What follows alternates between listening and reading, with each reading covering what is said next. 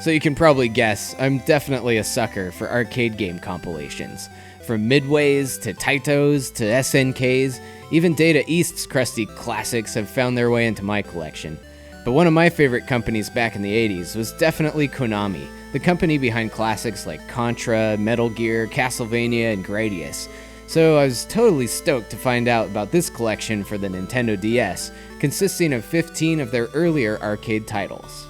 This happens to be the Japanese version, which is called Konami Arcade Collection, but it's also available in North America as Konami Classics Series Arcade Hits, or in Europe and Australia as Konami Arcade Classics.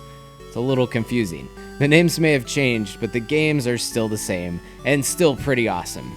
Well, most of them, anyways. Presented by Konami.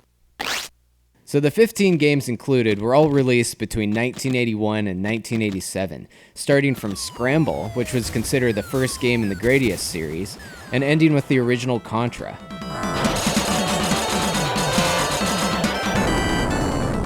In between those, there's a good range of obscure oldies to some more popular titles that most might know from their ports on other consoles like the NES.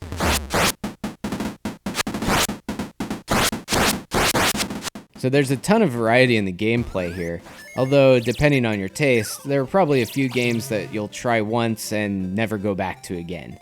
More primitive side-scrolling titles like Circus Charlie just seem a bit ridiculous to be alongside intense shooters like Gradius and Contra, but they're at least still interesting from a historical standpoint. Speaking of which, there's a healthy amount of supplemental material for each game, like sound tests and images and promo materials, and the menus are easy to navigate, with an interesting mechanical style. I also like the old school control descriptions that stay on the bottom screen of your DS. They look just like what you would have seen on the original arcade cabinets. Overall, this is a great collection for any retro fiends out there looking to maximize their arcade game library. But otherwise, you may want to really look over the game list first. For me, Track and Field, Yie Ar Kung-Fu, Kicker, Gradius, Russian Attack, and Contra are definitely worth it, but the rest aren't really in my heavy rotation. Man, I'm still waiting for a proper collection of their silver-boxed NES titles, or maybe at least some of their beat-em-ups from the late 80s and early 90s. That would be epic.